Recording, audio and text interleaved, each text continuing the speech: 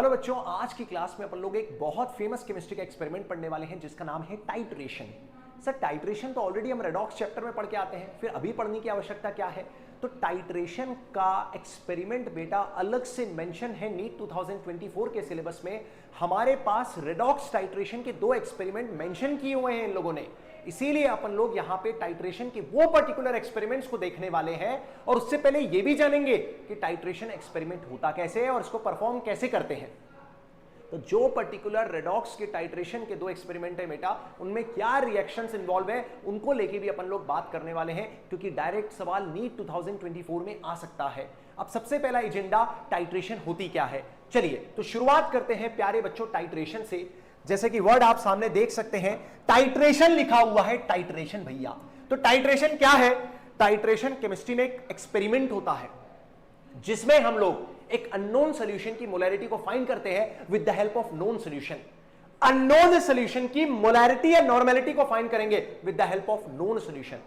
Sir ये unknown solution का मतलब क्या है? अननोन सॉल्यूशन का मतलब बेटा ये तो पता है कि वो किससे बना हुआ है सॉल्यूशन, हमें ये पता है वो कौन सा केमिकल रिएजेंट है जिससे ये सॉल्यूशन बना है।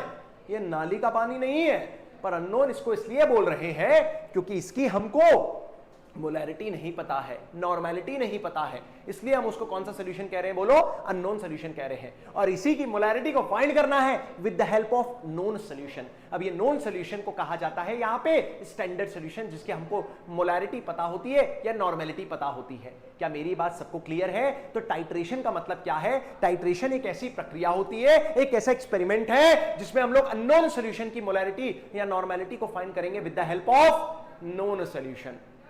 और इन्हीं नॉन सॉल्यूशन को क्या भी कहा जाता है? स्टैंडर्ड सॉल्यूशन कहा जाता है। प्यारे बच्चों, ये स्टैंडर्ड सॉल्यूशन ऐसे सॉल्यूशन होते हैं जिनको मस्त आप लैब में मेजरमेंट करें, उनका वेट, और वेट मेजर करने के बाद आप उनको मस्त तरीके से पानी में डाल दीजिए, जो सॉल्यूशन आपने तैयार किया है वो एग्जैक्ट मोलैरिटी का तैयार हुआ होगा।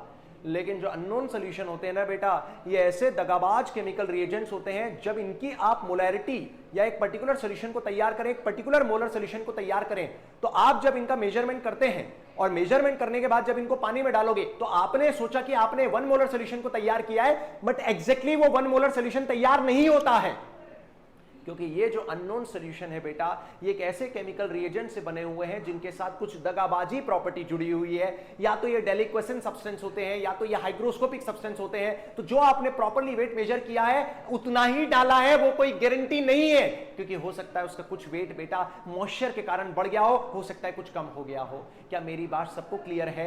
तो हम लोग ऐसे ही सॉल्यूशंस की मोलैरिटी को फाइंड करने वाले हैं जिनको हम एग्जैक्ट मेजरमेंट वे करके प्रॉपर्ली तैयार नहीं कर सकते हैं। और इनको पता कैसे करते हैं? टाइट्रेशन एक्सपेरिमेंट से पता करते हैं। अब टाइट्रेशन को परफॉर्म कैसे करते हैं और कैसे हम लोग मोलैरिटी को फाइंड करते हैं, चलिए आइए देखते हैं। तो सबसे पहले बेटा टाइट्रेशन को परफॉर्म किया जाता है कैसे, उसको समझते हैं। सबसे पहले बच्चों मेरे पास एक बीकर होता है। ये मेरे पास कौन है? जल्दी से बोलो। ये बीकर है। ये मेरे पास क्या है? बीकर है। इस बीकर में लिया जाता है, सपोज ऐसा सॉल्यूशन ले लेते हैं बेटा जिसकी मोलैरिटी हमको निकालना है। तो बीकर में नॉर्मली अपन लोग नॉर्मली कैसा सॉल्यूशन लेते हैं बेटा? अननोन सॉल्यूशन लेते हैं जिसकी मोलैरिटी मुझे फाइंड करनी होती है, बट रिवर्स भी कर सकते हो, ऐसा कुछ नहीं है। क्लियर है? जनरली बीकर में क्या लेते हैं? बोलो, अननोन सॉल्यूशन जिसकी मुझे क्या पता करना है? मोलैरिटी। और ब्यूरेट में लिया जाता है बेटा एक ऐसा सॉल्यूशन जिसकी ऑलरेडी मेरे को मोलैरिटी पता होती है। मोलैरिटी पता होती है जिसको अपन प्यार से कौन सा सॉल्यूशन कहते हैं? बोलो, स्टैंडर्ड सॉल्यूशन कहते हैं। क्या मेरी बात सबको क्लियर है? तो यहां वो जो अननोन सॉल्यूशन है जिसकी मोलैरिटी मुझे नहीं पता है, यहां वो सॉल्यूशन जिसकी ऑलरेडी मुझे मोलैरिटी पता हुई है, जिसको अपन क्या कहते हैं? Standard solution. सर ये क्या है? ये क्या है? इसको ब्यूरेट कहते हैं बच्चों। क्या कहते हैं? बोलो, ब्यूरेट कहते हैं। ब्यूरेट एक सिलेंड्रिकल ग्लास की रॉड होती है जिसमें आगे बेटा ओपनिंग रहती है, यहां नॉब रहता है, इसको क्या बोलते हैं? नॉब। इस नॉब को जैसे ही अपन रोटेट करते हैं तो drop wise drop wise drop wise burette में से स्टैंडर्ड सॉल्यूशन गिरने लगता है। कहां पे? बीकर की तरफ बेटा। और जो स्टैंडर्ड सॉल्यूशन है वही इस बीकर के जो सॉल्यूशन प्रेजेंट है उसको न्यूट्रलाइज करेगा। और बेसिकली अपन कुछ ऐसा सा करने वाले हैं बेटा, ये जो बीकर के अंदर मसाला है उसको अपन ऊपर वाले सॉल्यूशन से न्यूट्रलाइज करेंगे और जहां न्यूट्रलाइजेशन खत्म हो जाएगा वहां पे दोनों के ग्राम इक्विवेलेंट्स को बराबर करने वाले हैं। क्या मेरी बात सबको समझ में आ रही है? फॉर एग्जाम्पल मैं एक एग्जाम्पल लेके आपको समझाता हूं, फिर अपने रेडॉक्स वाले एक्सपेरिमेंट पे आते हैं। तो प्यारे बच्चों, मैं आपके सामने एक एक्सपेरिमेंट लेने वाला हूं जहां पे HCl की मैं टाइट्रेशन करवाने वाला हूं NaOH के साथ। अब एक चीज कान खोल के सुन लेना, टाइट्रेशन अगर आप अपने जीवन में देखें या रेडॉक्स में अपन लोगों ने पढ़ रखा है, टाइट्रेशन आप दो प्रकार के एनकाउंटर करते हो मेनली बेटा। एक को कहा जाता है एसिड बेस टाइट्रेशन, क्या कहते हैं बोलो? Acid base titration. और दूसरी जो टाइट्रेशन अपन लोग पढ़ते हैं प्यारे बच्चों, उसको कहते हैं रेडॉक्स टाइट्रेशन। क्या कहते हैं? Redox titration. यहां एसिड बेस टाइट्रेशन का मतलब यह है कि एसिड की मोलैरिटी नहीं पता है तो बेस की मदद से निकालेंगे, बेस की मोलैरिटी नहीं पता है तो एसिड की मदद से निकालेंगे। और रेडॉक्स टाइट्रेशन का मतलब होता है कि यहां मैं रिड्यूसिंग एजेंट लूंगा वर्सेस क्या लूंगा प्यारे बच्चों? Oxidising agent. किसी एक की मोलैरिटी नहीं पता होगी तो उसकी मोलैरिटी को पता करूंगा दूसरे मसाले की मदद से। क्लियर है? तो ये एसिड बेस टाइट्रेशन है या रेडॉक्स टाइट्रेशन है। हमारे नीट 2024 में जो अलग से एक्सपेरिमेंट मेंशन है वो कौन से वाले हैं? रेडॉक्स टाइट्रेशन वाले हैं। लेकिन मैं भी आपके सामने एग्जांपल ले रहा हूं सबसे पहले किसका? जो बहुत फेमस टाइट्रेशन है HCl वर्सेस NaOH बेटा। क्लियर है क्या? जहां HCl किसकी तरह काम करता है? एसिड की तरह काम करता है। और NaOH किसकी तरह काम करता है? बेस की तरह काम करता है। इस टाइट्रेशन में एसिड हमारे लिए अननोन सॉल्यूशन कहलाता है। कैसा सॉल्यूशन कहलाता है? अननोन सॉल्यूशन कहलाता है। जबकि अगर मैं बात करूं बेस मेरे लिए यहां स्टैंडर्ड सॉल्यूशन कहलाता है। ऐसा सॉल्यूशन जिसकी ऑलरेडी मुझे क्या पता होती है? मोलैरिटी पता होती है। क्योंकि टाइट्रेशन का मतलब ही ये होता है एक अननोन सॉल्यूशन की मोलैरिटी को फाइंड करना with the help of known solution बेटा। इसी एक्सपेरिमेंट को टाइट्रेशन एक्सपेरिमेंट कहते हैं। चलिए आइए अब देखते हैं बेटा। सपोज मान लेते हैं कि मैंने कंटेनर के अंदर भर दिया है बेटा, बीकर के अंदर भर दिया है अपना HCl। क्या भर दिया है बोलो? HCl। इस ब्यूरेट के अंदर बेटा मैंने भर दिया है NaOH। सर ब्यूरेट में अपन लोगों ने स्टैंडर्ड सॉल्यूशन को भर दिया है जिसमें अलग से रीडिंग मेंशन होती है बेटा, क्योंकि इसी रीडिंग से कितनी मैं NaOH डाल रहा हूं इस HCl को न्यूट्रलाइज करने के लिए मुझे यहां से रीडिंग आ जाएगी। और इस रीडिंग की मदद से ही अपन HCl की क्या लाने वाले हैं? मोलैरिटी को लाने वाले हैं। क्या मेरी बात सबको क्लियर है? थोड़ा थोड़ा भी तुमको समझ में आ जाएगा। चलिए बड़े ध्यान से सुनिए। बीकर में मैंने किसको डाल दिया है? HCl को डाल दिया है। ऊपर मैंने एक जो सिलेंड्रिकल रॉड है जिसको अपन ब्यूरेट कहते हैं बेटा, उसमें मैंने डाल दिया है NaOH को, जो कि मेरा स्टैंडर्ड सॉल्यूशन है। अब मुद्दा क्या है? ध्यान से सुनिए बेटा। इस HCl की मेरे को ऑलरेडी वॉल्यूम पता है मैंने कितनी डाली है, तो उसको VHCl लिख देता हूं। पर मुझे इसकी मोलैरिटी नहीं पता है, और यही मुझे टाइट्रेशन एक्सपेरिमेंट की मदद से निकालना है। और मुझे NaOH की मोलैरिटी पता है, बट मुझे इसकी वॉल्यूम कहां से मिलेगी कि ये NaOH इस HCl को न्यूट्रलाइज करेगा? उससे मुझे आइडिया लग जाएगा कि NaOH की कितनी वॉल्यूम लगनी है बेटा, वो मेरे पास रीडिंग आ जाएगी। और मैं जब न्यूट्रलाइजेशन पूरा कर दूंगा तो मैं दोनों के ग्राम इक्विवेलेंट्स को बराबर करने वाला हूं। ऐसा अपन ने रेडॉक्स चैप्टर में टाइट्रेशन में देखा था। अब ध्यान से सुनिए, मेरे पास बीकर में HCl है जो कि एक स्ट्रॉन्ग एसिड है। ऊपर से मैं ड्रॉप वाइज किसको डालूंगा बेटा? NaOH को डालूंगा जो HCl को न्यूट्रलाइज करेगा। चलिए करते हैं एक्सपेरिमेंट बेटा। सबसे पहले मेरे पास सॉल्यूशन किसका है बोलो? HCl का है। अब मैंने ड्रॉप वाइज क्या डालना स्टार्ट कर दिया? NaOH डालना स्टार्ट कर दिया। जैसी पहली बूंद NaOH की आई होगी वो किसको न्यूट्रलाइज करेगी? HCl को न्यूट्रलाइज करेगी। और HCl का एक बूंद न्यूट्रलाइज हो गया होगा। अगली बूंद डालिए, वो और फर्दर HCl को न्यूट्रलाइज करेगी, और डालिए और HCl को न्यूट्रलाइज करेगी। एक टाइम ऐसा आएगा जहां पूरा HCl न्यूट्रलाइज हो गया होगा बेटा, जहां पूरा HCl न्यूट्रलाइज हो गया होगा। जैसे ही पूरा HCl न्यूट्रलाइज हुआ होगा, आप नॉब को रोक दीजिए। आप नॉब को रोकेंगे तो आपको पूरी रीडिंग पता चल जाएगी कि NaOH कितना लगा है इस HCl को न्यूट्रलाइज करने के लिए। और जिस वक्त HCl न्यूट्रलाइज पूरा हो गया होगा वहां दोनों के ग्राम इक्विवेलेंट्स को बराबर कर दीजिए। लेकिन सर अब डाउट यह आ रहा होगा, सर HCl कलरलेस होता है, NaOH कलरलेस होता है, क्या हमें HCl आवाज मार के बताएगा, सीटी मार के बताएगा कि लाला हमारा न्यूट्रलाइजेशन खत्म हो चुका है? हमें पता कैसे चलेगा कि हमको नॉब को कहां रोकना है? अरे भैया, क्योंकि अगर NaOH तो आप डालते चलोगे, आपको पता कैसे चलेगा कि न्यूट्रलाइजेशन खत्म हो गया है? क्योंकि उस NaOH की पर्टिकुलर एक रीडिंग आएगी ना, जिससे हमें आइडिया लगेगा कि हाँ भैया HCl का न्यूट्रलाइजेशन वहां खत्म हो चुका था। तो अब पता कैसे चलेगा? तो बेटा यार इसमें एक चमत्कारी सब्सटेंस और डाला जाता है। इस पर्टिकुलर टाइट्रेशन में एक चमत्कारी सब्सटेंस और डाला जाता है जिसको अपन इंडिकेटर कहते हैं। तो टाइट्रेशन को जज करने के लिए बेटा यहां इंडिकेटर भी डाला जाता है। इंडिकेटर एक ऐसे चमत्कारी सब्सटेंस होते हैं जो कलर चेंज से इंडिकेट करके बता देते हैं लाला इसका न्यूट्रलाइजेशन खत्म हो चुका है और डालने की आवश्यकता नहीं है, क्योंकि HCl कलरलेस है। NaOH कलरलेस है, कलरलेस है, हमें पता कैसे चलेगा न्यूट्रलाइजेशन हो चुका है? तो कुछ ऐसी बात तो पता चले ना जहां समझ में आ जाए कि हाँ न्यूट्रलाइजेशन खत्म हो गया है। तो बेटा इस पर्टिकुलर टाइट्रेशन में एक बहुत फेमस चीज डालते हैं, हर टाइट्रेशन में इस चीज को डालें वो भी जरूरी नहीं है बेटा। मैं आगे जाके अभी रेडॉक्स टाइट्रेशन के एग्जाम्पल लेने वाला हूं, वहां कुछ कुछ केस में हमको अलग से इंडिकेटर डालने की जरूरत नहीं पड़ती है, पर इस टाइट्रेशन में जरूर डालने की जरूरत पड़ती है। और यहां अपन लोग डालने वाले हैं बेटा एक बहुत फेमस इंडिकेटर जिसका नाम है फिनोफ्थलीन, HPH डाला जाता है। अब देखो इंडिकेटर काम कैसे करता है ये मैंने ऑलरेडी बहुत डिटेल में आयोनिक इक्विलिब्रियम चैप्टर में आपसे डिस्कस किया हुआ है। इंडिकेटर काम कैसे करता है उसका फंक्शन ऑलरेडी तुम्हें बहुत अच्छे से आता है, बट यस टाइट्रेशन में इंडिकेटर डाला जाता है और इसी के कलर चेंज शो से मुझे आइडिया लग जाता है कि हाँ न्यूट्रलाइजेशन खत्म हो चुका है। अभी HPH को डाला होगा एसिडिक मीडियम में तो ये कलरलेस होगा, क्योंकि आप जानते हैं फिनोफ्थलीन एसिडिक मीडियम में कलरलेस होता है। ऊपर से मैंने NaOH डालना स्टार्ट किया, उसने पहले पूरे HCl को न्यूट्रलाइज कर लिया होगा। अब जैसी अगली बूंद NaOH को डालूंगा बेटा वो HPH को कहां कन्वर्ट कर देता है? pH माइनस में, क्योंकि हम जानते हैं HPH भी एक वीक एसिडिक इंडिकेटर होता है, जो कि एक वीक एसिड होता है। तो पहले HCl का न्यूट्रलाइजेशन खत्म किया NaOH ने, अगली स्टेप में बेटा जैसे HCl का न्यूट्रलाइजेशन खत्म होगा अब HPH की बारी होगी और HPH कन्वर्ट हो जाएगा pH माइनस में। जैसे ही सोल्यूशन बेसिक हुआ वो बन गया pH माइनस, सोल्यूशन का कलर पिंक हो जाएगा। बस वही आइडिया लग जाता है कि लाला अब और NaOH डालने की आवश्यकता नहीं है, जहां पहली बार पिंक कलर यहां परसिस्ट हो जाता है, क्योंकि हम जानते हैं फिनोफ्थलीन का बेसिक मीडियम में कलर पिंक होता है। फिनोफ्थलीन का बेसिक मीडियम में कलर पिंक होता है, एसिडिक मीडियम में कलरलेस होता है। तो जैसे ही इसका पहली बार पिंक कलर परसिस्ट कर गया होगा, रिटेन हो गया होगा, वहीं पे हम लोग इस नॉब को रोक देते हैं और जैसे ही नॉब को रोका वहां से मुझे वॉल्यूम ऑफ NaOH पता चल जाता है बच्चों। और इसी की मदद से अब मैं HCl की क्या लेके आऊंगा?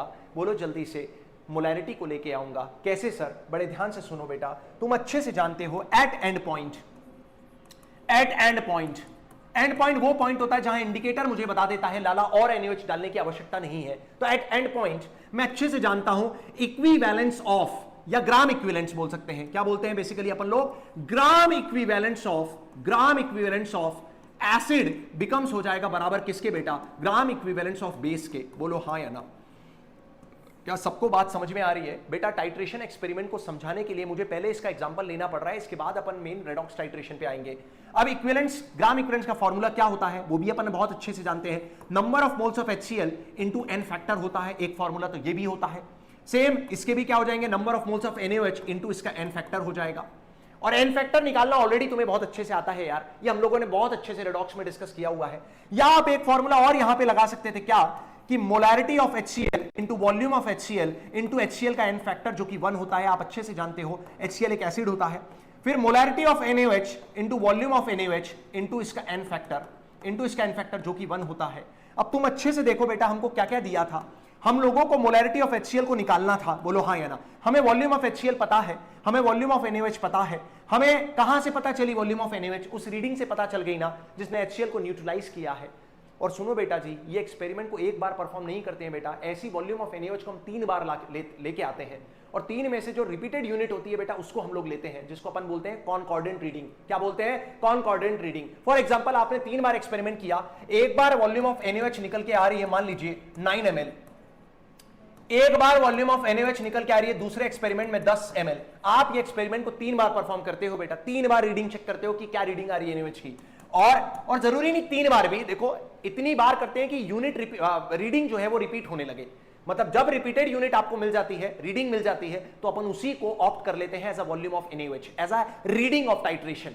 तो जैसे वॉल्यूम ऑफ NaOH तीसरी बार भी बेटा आ गई 10 ml, तो ये आ गई कॉनकॉर्डेंट रीडिंग। कॉनकॉर्डेंट को ही अपन ऑप्ट कर लेते हैं फॉर टाइट्रेशन परफॉर्मेंस बेटा। तो 10 ml यहां पे अपन बेसिकली कितना रखने वाले हैं वॉल्यूम ऑफ NaOH? 10 ml, क्योंकि वो रिपीटेड रीडिंग आई है, उसी को अपन कॉनकॉर्डेंट रीडिंग कहते हैं बेटा, कॉनकॉर्डेंट रीडिंग कहते हैं। क्लियर है? और मोलैरिटी ऑफ NaOH मुझे ऑलरेडी पहले से पता था। तो बेटा यार मोलैरिटी ऑफ NaOH पता था, वॉल्यूम आ गई है, n फैक्टर पता है, n फैक्टर पता है, वॉल्यूम ऑफ HCl पता है, तो यहां से क्या निकल आएगी? मोलैरिटी निकल आएगी। तो ये एक्सपेरिमेंट की मदद से बेटा हम लोग एक अननोन सॉल्यूशन, ये तो पता है वो किससे बना है, बट हम लोगों ने उसकी मोलैरिटी को फाइंड कर लिया। क्लियर है? With the help of known solution. और जो नोन सॉल्यूशन होता है उसको अपन लोग स्टैंडर्ड सॉल्यूशन कहते हैं बच्चों। क्या ये एक्सपेरिमेंट क्लियर है आपको? ये तो normal acid based titration experiment है, लेकिन अब अपना मेन काम का जो नीट के लिए इंपॉर्टेंट है, क्या? चलिए बड़े ध्यान से सुनिएगा बेटा, क्या एक्सपेरिमेंट काम का है। तो भैया एक्सपेरिमेंट जो नीट में मेंशन है इस बार 2024 में, वो ये मेंशन है कि हमारे पास है टू डिटरमाइन द कंसंट्रेशन या molarity of KMnO4 solution by titrating it against by 0.1 molar standard solution of oxalic acid. देखो बेटा यार, ऑक्सैलिक एसिड हम लोगों के पास ऑलरेडी उसकी मोलैरिटी दी है, हमको बोल रहा है KMnO4 की मोलैरिटी को फाइंड कीजिए। तो क्या कैसे पता करेंगे? टाइट्रेशन की मदद से पता करेंगे, क्लियर बात है। और जहां जैसे दोनों ने एक दूसरे को न्यूट्रलाइज किया होगा, दोनों के बस ग्राम इक्विवेलेंट्स को बराबर करना होता है। तो बस यहां क्या तुम लोग मेन याद करके जाओगे, ऑलरेडी तुम्हें पता है कि एन फैक्टर क्या होता है। एन फैक्टर ही काम का होता है बेटा ग्राम इक्विवेलेंट्स निकालने के लिए, और रिएक्शन क्या इन्वॉल्व है। चलिए बड़े ध्यान से देखते हैं बेटा। तो एक चीज तुम लोगों को अच्छे से समझ में आ रही होगी, ये जो टाइट्रेशन अपन लोग बात करने वाले हैं, ये KMnO4 वर्सेस किसकी टाइट्रेशन है बेटा? ऑक्सैलिक एसिड की टाइट्रेशन है। जहां KMnO4 किसकी तरह काम करता है? ऑक्सीडाइजिंग एजेंट की तरह काम करता है, और ऑक्सैलिक एसिड किसकी तरह काम करता है? रिड्यूसिंग एजेंट की तरह काम करता है। हम एक चीज और जानते हैं, KMnO4 हर मीडियम में ऑक्सीडाइजिंग एजेंट की तरह काम करता है बच्चों, लेकिन सबसे ज्यादा अगर मैं क्वालिटेटिव पर्पस के लिए, क्वालिटेटिव या क्वांटिटेटिव पर्पस के लिए यूज करता हूं बेटा किसको? KMnO4 को, तो वो मेनली कौन से मीडियम में यूज किया जाता है? एसिडिक मीडियम में यूज किया जाता है बेटा। यहां पे लिखा हुआ है, यहां पे लिखा हुआ है for quantitative analysis mostly acidic medium is used बेटा। नो डाउट KMnO4 हर मीडियम में ऑक्सीडाइजिंग एजेंट की तरह काम करता है, बट सबसे ज्यादा क्वांटिटेटिव एनालिसिस के लिए हम लोग कौन से वाले KMnO4 को यूज करते हैं बेटा? एसिडिक मीडियम को यूज करते हैं। तो यहां KMnO4 जो अपन लेने वाले हैं वो एसिडिक मीडियम में लेने वाले हैं। आप ऑलरेडी जानते हो KMnO4 जब ऑक्सीडाइजिंग एजेंट की तरह काम करता है एसिडिक मीडियम में, तो ये कन्वर्ट होता है Mn+2 में बेटा जी। कहां कन्वर्ट होता है? Mn+2 में। तो यही रिएक्शन को अपन लोग पढ़ने वाले हैं, क्लियर है? तो एक चीज तुम लोगों ने क्या सीखी, जो काम की है बेटा, KMnO4 वर्सेस ऑक्सैलिक एसिड पढ़ना है। जहां KMnO4 मेरे लिए कौन सा सोल्यूशन है? ये एक अननोन सोल्यूशन है, अननोन सोल्यूशन है, अननोन सोल्यूशन। और ये मेरे लिए कौन सा सोल्यूशन होता है? नोन सोल्यूशन होता है, नोन सोल्यूशन होता है, जिसकी ऑलरेडी मुझे मोलैरिटी पता है। अब थ्योरी क्या है? In the present experiment potassium permanganate act as a powerful oxidising agent. Yes, बिल्कुल सही बात है, ये लाइन हमने ऑलरेडी पढ़ ली है। मैग्नीज कहीं ना कहीं +7 से कहां चला जाएगा बेटा? +2 में चला जाएगा, ये हम ऑलरेडी जानते हैं। पर एक चीज याद रखना, एसिडिक मीडियम आप जो प्रोवाइड करोगे KMnO4 ऑक्सीडाइजिंग एजेंट की तरह एसिडिक मीडियम में भी काम करता है। तो जो एसिडिक मीडियम प्रोवाइड करने के लिए आप यूज करते हो प्यारे बच्चों, वो याद रखना मेनली H2SO4 यूज किया जाता है। HCl को यूज नहीं किया जाता, क्योंकि KMnO4 उल्टा HCl को ही ऑक्सीडाइज कर देता है। भाई HCl को ड्यूटी पे क्यों रखा है? एसिडिक मीडियम प्रोवाइड करने के लिए, लेकिन HCl उल्टा ऑक्सीडाइज हो जाएगा और बना लेता है क्लोरीन गैस बेटा जी। तो कभी भी HCl को यूज नहीं किया जाता है एसिडिक मीडियम प्रोवाइड करने के लिए, और ना बेटा कभी HNO3 को यूज करना, क्योंकि HNO3 भी एक ऑक्सीडाइजिंग एजेंट की तरह काम करता है। तो हम लोग किसको यूज नहीं करते हैं? HCl और HNO3 को एसिडिक मीडियम प्रोवाइड करने के लिए हम लोग यूज नहीं करते हैं। किसको यूज करते हैं? H2SO4 को यूज करते हैं। तो ये भी आ सकता है बेटा, ये सवाल पहले भी आया है और अभी फिर से आ सकता है। तो हमने एक बेसिक लेआउट समझ लिया है कि एसिडिक मीडियम प्रोवाइड करने के लिए क्या यूज कर सकते हैं, क्या यूज नहीं कर सकते हैं। चलिए अब सर परफॉर्म कैसे करेंगे? तो बड़े ध्यान से सुनना बेटा, इस एक्सपेरिमेंट को परफॉर्म कैसे किया जाता है उसको आप लोग सुन लीजिए। सबसे पहले बेटा यहां पे जो फ्लास्क है, जो बीकर है, इस बीकर में भर लिया जाता है किसको? ऑक्सैलिक एसिड को। ध्यान रखना बेटा, ऑक्सैलिक एसिड वो होता है जो जिसकी मोलैरिटी मुझे ऑलरेडी पता है, जिसकी मोलैरिटी मुझे ऑलरेडी पता है, और मैंने इसकी कितनी वॉल्यूम ले रखी है वो भी मुझे पता है। तो वॉल्यूम ऑफ ऑक्सैलिक एसिड भी मेरे को अच्छे से पता है। सही बात है, मान लो 10 ml है तो 10 ml मैंने ऑक्सैलिक एसिड डाल दिया। इसकी मोलैरिटी ऑलरेडी मुझे पता है, क्योंकि ये तो मेरे लिए स्टैंडर्ड सॉल्यूशन है ना। और इस बार बेटा जो ब्यूरेट में भरा जाता है वो भरा जाता है KMnO4 को। और एक चीज कान खोल के सुन लेना, KMnO4 का जो कलर होता है वो पर्पल होता है बेटा जी। क्या होता है बोलो?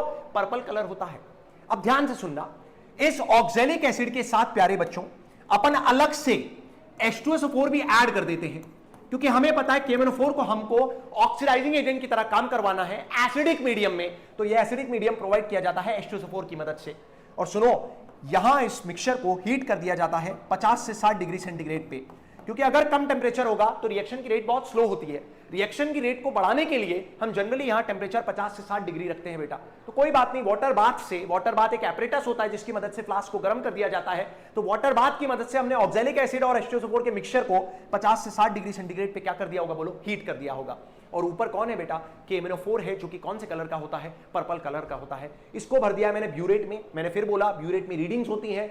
अब मैं ड्रॉप वाइज धीरे धीरे KMnO4 को डालता जाऊंगा और फाइनली जब न्यूट्रलाइजेशन ऑक्सैलिक एसिड का पूरा हो गया होगा, यहां से मुझे रीडिंग पता चल जाएगी। क्या इतनी बात सबको क्लियर है? चलिए बड़े ध्यान से सुनिएगा। अब ध्यान से सुनिएगा कैसे कर रहे हैं। तो ऑक्सैलिक एसिड कलरलेस होता है, KMnO4 पर्पल कलर का होता है। मुझे KMnO4 की मोलैरिटी को फाइंड करना है, एजेंडा वही है। मुझे इसी की मोलैरिटी को फाइंड करना है, एजेंडा वही है। बोलो हाँ या ना। बिल्कुल सही बात है। अब बड़े ध्यान से सुनिएगा। सर मैं जैसे ही ड्रॉप वाइज गिराना स्टार्ट करूंगा KMnO4 को, मैं क्या कर रहा हूं, टाइट्रेशन कर रहा हूं। जैसे ही ड्रॉप वाइज KMnO4 को गिराना स्टार्ट करूंगा तो ऑक्सैलिक एसिड इस KMnO4 के पर्पल कलर को खा लेगा। क्यों? क्योंकि अभी ऑक्सैलिक एसिड ज्यादा है। KMnO4 का पर्पल कलर डीकलराइज हो गया होगा, डीकलराइज हो गया होगा क्योंकि KMnO4 और ऑक्सैलिक एसिड के बीच में रिएक्शन हुई होगी।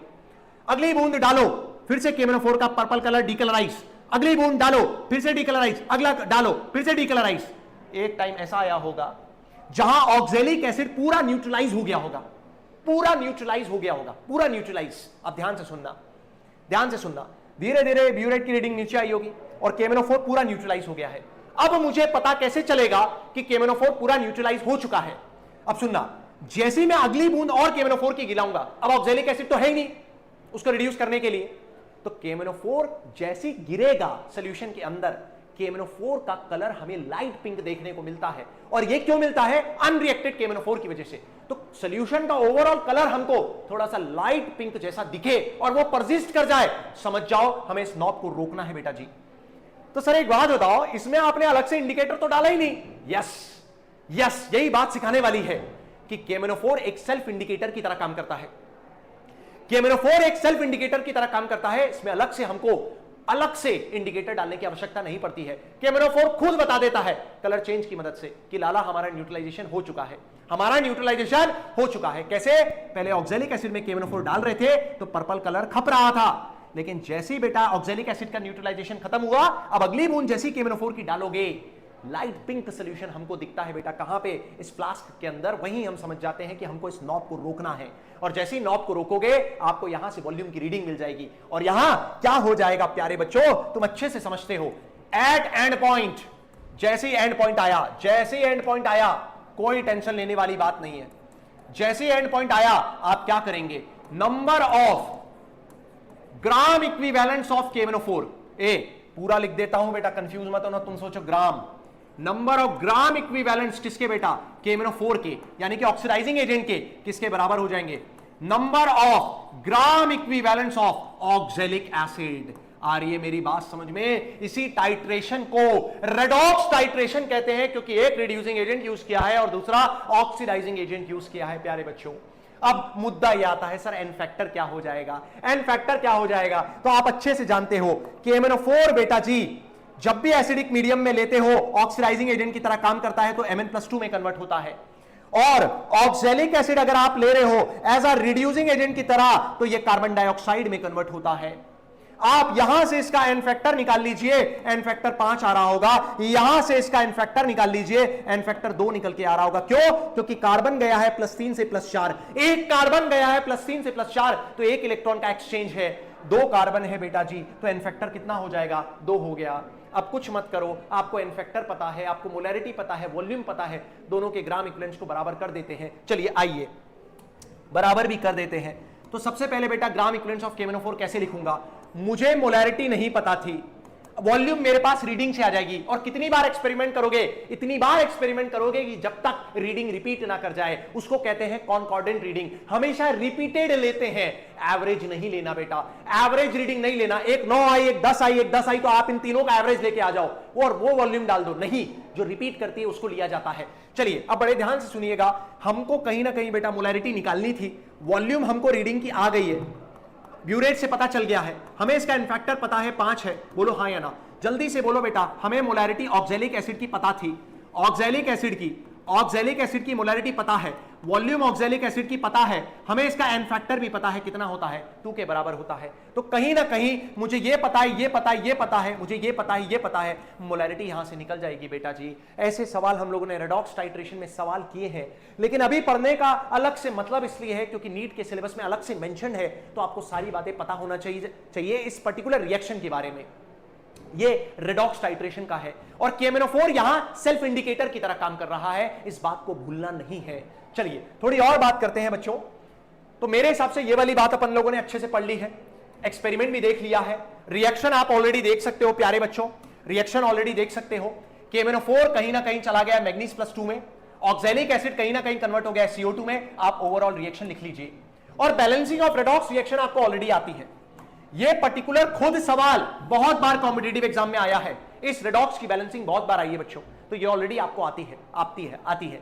बस याद रखने वाली बात यह है कि MnO4 को एसिडिक मीडियम प्रोवाइड करने के लिए H2SO4 की हेल्प लीजिए, HCl और HNO3 की हेल्प नहीं लेते हैं।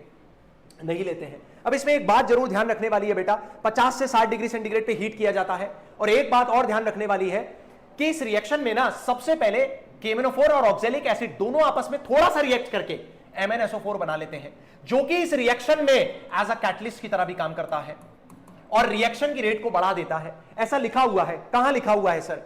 During the titration first Magnus sulphate is formed which act as a catalyst for the reduction of KMnO4 by oxalic acid beta।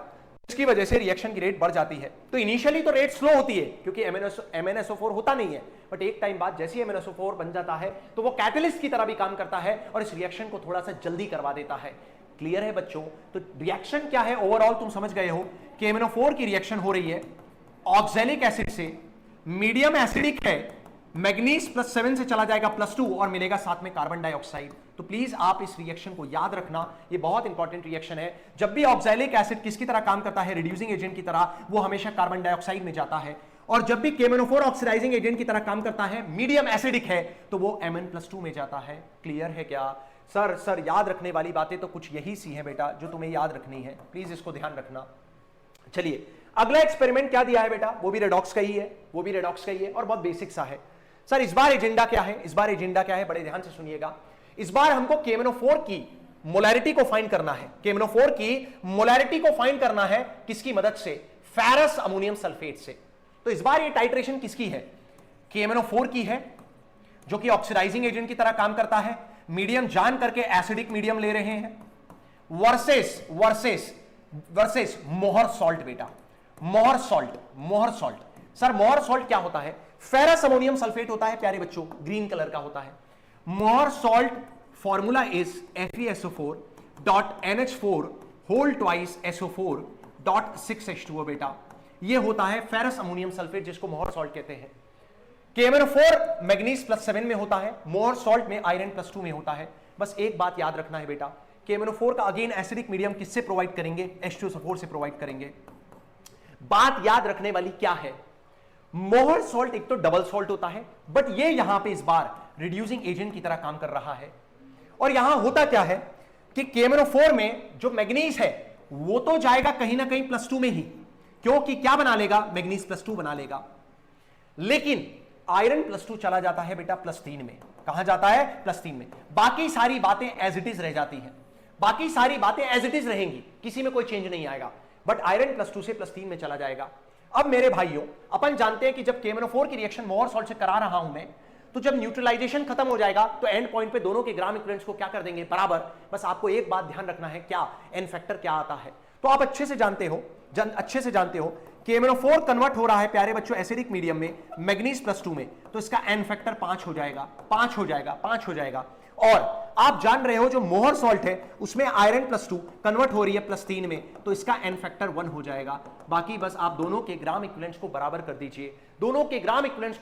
दीजिए। सर ग्राम इक्विवेलेंट्स का फॉर्मूला क्या लगेगा? या तो number of moles into n factor formula होता है, या आप लगा दीजिए molarity into volume into n factor. होते तो 4 फॉर्मूले हैं बेटा, लेकिन टाइट्रेशन में जनरली इससे आंसर आ जाता है, या तो मोलैरिटी दी होती है या मोल्स दिए होते हैं, तो दोनों में से कोई भी फॉर्मूला आप यूज कर सकते हैं। किसका? ग्राम इक्विवेलेंट्स का। एक चीज ध्यान रख लीजिए, जब भी टाइट्रेशन होती है तो जिसकी पता करना है और जिसकी ऑलरेडी पता है, दोनों के ग्राम इक्विवेलेंट्स को बराबर कर दीजिए एंड पॉइंट पे। बस दोनों का आपको एन फैक्टर पता होना चाहिए, दैट्स इट। क्लियर है बच्चों? तो ये दोनों एक्सपेरिमेंट आपको जरूर ध्यान रखना है। फेरस अमोनियम सल्फेट क्या होता है, जिसको मोहर सॉल्ट कहते हैं, ग्रीन कलर का होता है, जिसमें आयरन +2 से +3 में जाता है, और KMnO4 की कहानी आप ऑलरेडी अच्छे से जानते हो।